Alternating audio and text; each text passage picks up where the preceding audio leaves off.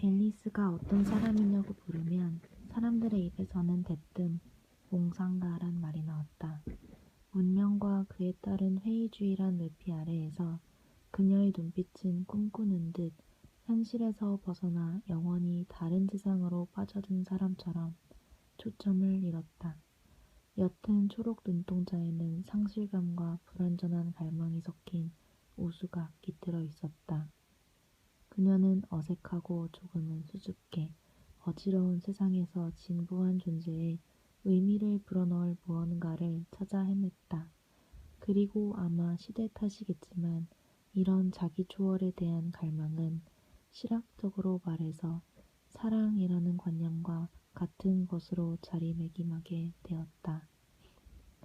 앨리스는 관계라는 의사불소통의 우스운 연속을 익히 잘 알면서도 인정할 수 없을 정도로 열정에 대한 믿음을 지니고 살아왔다.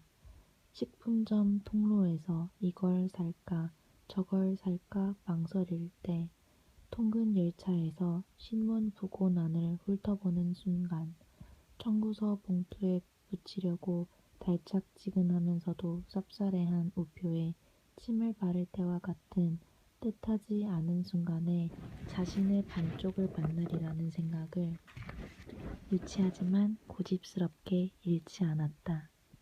냉소도 지겹고 본인과 타인의 결점만 찾아내는 것도 지겨워진 그녀는 다른 사람을 향한 감정에 휩싸이고 싶었다. 선택의 여지 따위가 없는, 한숨 지으며 하지만 그이와 내가 정말 잘 어울릴까? 하고 물을 새도 없는 상황에 맞닥뜨리기를 바랐다.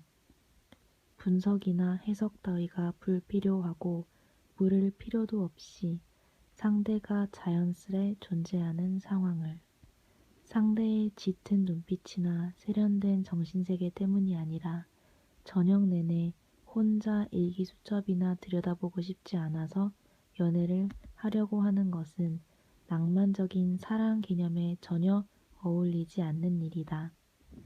자기 문제를 홀로 직시하지 않으려고 다른 사람의 문제를 끌어들이는 것보다 더 혐오스러운 일이 있을까?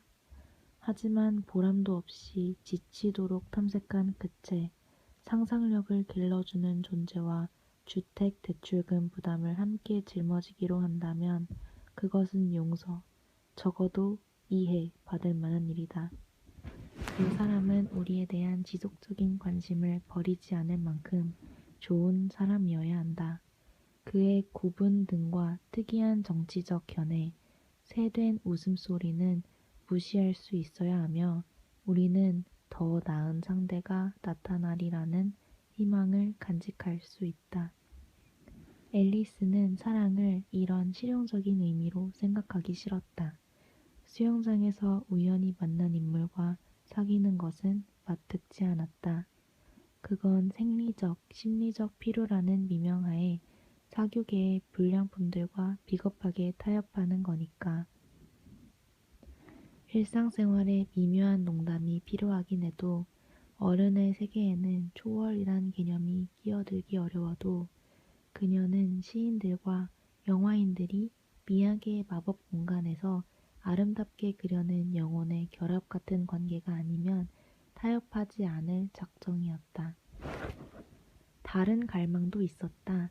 인생이 마침내 시작되는 순간에 대한 갈망, 의기소침함과 무기력한 반사작용은 막을 내리기를 바라는 마음, 스스로 어두운 기분이나 자기 혐오에 처박히지 않는 정서에 대한 갈망, 물리적인 욕구도 있었다. 거울이 더 침침해지기를 바라며 숨을 짧게 들이쉬고 노려보지 않아도 되는 얼굴, 패션 잡지에 나오는 햇살 가득한 생활, 번듯한 집과 맞춤 의상, 고상한 의상실에 걸린 실크 블라우스, 남극 해변에서 보내는 휴가가 어우러진 D.H. 로렌스의 정의에 따르면 그녀는 다른 사람, 다른 나라, 다른 연인 같은 다른 것의 향수를 느끼는 사람이라는 점에서 낭만주의자였다. 그것은 랭보가 청춘 시절 인생은 다른 곳에 있다 라고 했던 말의 메아리와 같다. 하지만 다른 것에 대한 갈망을 병이라 한다면 이런 병은 어디서 생겼을까? 앨리스는 바보가 아니었고 훌륭한 책과 이론에 매료된 적도 있었다. 또 신은 죽었으며 삶의 해답을 채워나는 건 인간, 또 다른 시대착오 임을 알았다. 만족한 여주인공의 행복한 결말로 끝나는 허섭쓰레기 판타지는 문학이 아니라는 것도 알고 있었다. 그러나 연속극과 그대를 품에 안으리 오예 사랑해 베이비 내가 말했지 사랑한다고 베이비 같은 후렴구가 달린 노래를 좋아하는 그녀는 아직도 전화로든 다른 방법으로든 구세주가 나타나기를 기다렸다.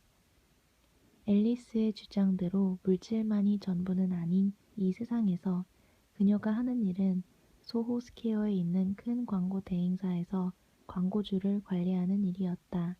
몇 해 전 지방 대학을 졸업한 후 소비의 학력과 그런 소비를 유도하는 덜 만족스러운 일을 혼동한 바람에 이 회사에 취직했다. 그녀는 넓은 사무실의 한 모퉁이를 회계 부서의 동료와 함께 쓰면서 형광등 불빛과 찬 에어컨 바람 속에서 일했다.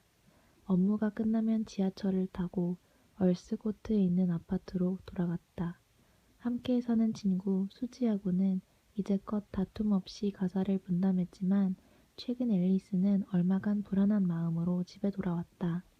수지는 쾌활하고 현실적인 간호사로 오랜만에 마침내 사랑에 빠졌다. 상대는 상당히 감각 있는 젊은 의사로 지성적이고 짓궂고 재미있었다. 소름 끼치는 해부 이야기를 술술 풀어내는 사람이었다. 말로 표현할 수 없는 어쩌면 무의식적인 차원에서 앨리스는 자신이 수지보다 예쁘다고 생각했다. 대단한 차이는 아니지만 그래도 타고난 장점이 있었다. 예전에는 그녀가 수지를 위로했다. 부족하나마 괜찮은 남자가 나타날 것이고 발목이 굵은 건 문제가 아니며 중요한 것은 성격이라고. 매력적인 덕분에 전화 응답기에 걸려오는 전화가 많은 사람으로서 수지에게 그런 위로를 해주었다. 그런데 발목이 어떻든 앨리스는 매트와 수지가 서로를 바바, 미미라고 부르면서 이유 없이 끼득댈 때마다 애써 웃음 지어야 하는 처지가 되고 말았다. 내가 누군가 만나더라도 우린 계속 친하게 지낼 거라고 늘 말했잖아. 어느 날 밤 수지는 앨리스의 손을 다정하게 잡으면서 말했다. 이 넓은 세상에서 넌 내 가장 친한 친구고 난 그 점을 잊지 않을 거야. 수지는 식사나 영화 관람, 강변 산책 등 자신의 낭만적인 만남에 동거인 친구를 데려갔다. 하지만 마음 씀씀이가 감동적이긴 해도 앨리스는 점점 수지의 배려를 받아들이기 힘들었다. 속으로는 박탈감에 시달리면서도 친구를 위해 행복한 표정을 짓고 있을 수가 없었다. 집에서 혼자 거실 소파에 앉아 전자레인지에 데운 인스턴트 생선이나 인스턴트 닭고기 음식 접시를 무릎에 놓고 전쟁으로 유린된 지역의 운명에 관심 있는 척 뉴스를 보며 저녁 시간을 보내는 편이 더 좋았다. 그녀는 이제 사람을 만나고 싶지 않았다. 아니, 애인이 없으니 오히려 사람이 필요치 않은 듯이 느껴졌다. 친구의 범주에 드는 남자는 많았다. 그녀는 곧잘 남들의 안부를 묻고 생활에 관심을 가져주고 그들의 이야기를 기억하고 아른 채 해주는 성격이어서 수첩에 친구들의 전화번호가 넘쳐났다.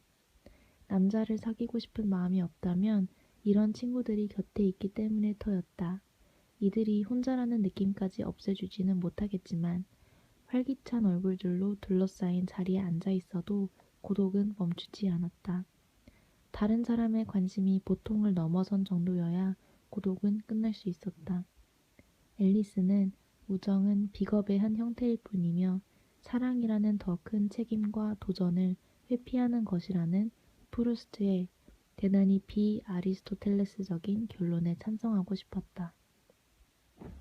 객관적인 눈으로 자신을 들여다보면 자기가 측은해지고 자기 연민이 고개를 드는 법이다.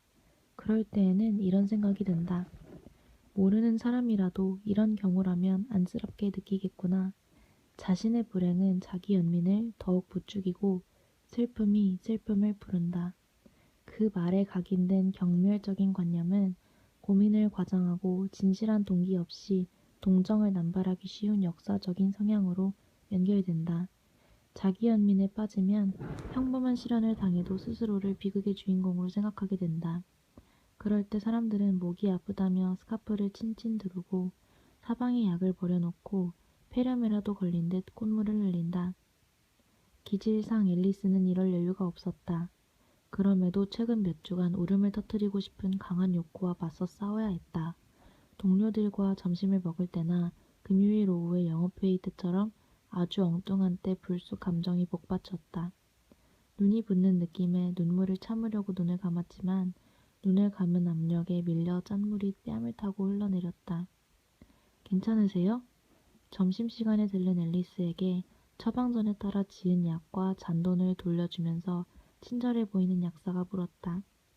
네, 그럼요. 괜찮아요. 그녀는 지갑을 닫으면서 대답했다. 낙담한 표정을 역력히 드러내 보였다는 생각에 난감했다. 조심하세요. 네? 여약사는 따스하게 웃어 보이고 카운터에서 몸을 돌렸다. 앨리스는 자신이 왜 이렇게 절망하는지 납득하지 못했다. 행복이란 즐거운 상태가 아니라 고통이 없는 상태라고 정의하던 자신이 아닌가. 괜찮은 직장이 있고 건강하고 살 집이 있는 마당에 왜 주기적으로 아이처럼 울고 짜고 난리람? 불만이 있다면 자신이 타인에게 아무것도 아닌 존재라는 것뿐이었다. 지구상에서 그리고 거기 사는 사람들 사이에서 그녀 자신은 불필요한 존재 같았다. 아마 눈물 뒤에는 그녀가 어느 날 지구 밖으로 미끄러져 떨어져도 그 빈자리를 1분 이상 생각해주는 이가 없으리라는 서글픈 의심이 웅크리고 있을 것이었다.